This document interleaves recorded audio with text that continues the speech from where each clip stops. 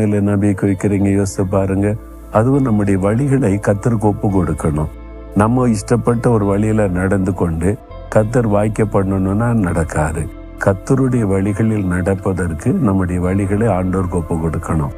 ஆண்டவருக்கும் பிரியமான வழியில் நடக்க என்னை ஒப்பு கொடுக்கிறேன். அப்படி ஒப்பு கொடுத்து நீங்க காரியம் அவர் மேல விசுவாசம் வைக்கும் போது வாய்க்க பண்ணுவார். இதனால இன்றைக்கு முதலாவது உடைய வழிகளை யோசிச்சு பாருங்க. கர்த்தருக்கு பிரியமான வழியில நடக்கிறீங்களா?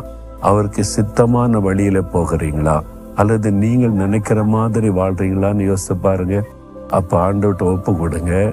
ஆண்டவரே, நீர் தான் என் நம்பிக்கை, வாய்க்க பண்ணுவீர்னு விசுவாசிங்க. காரியம் வாய்க்கும்.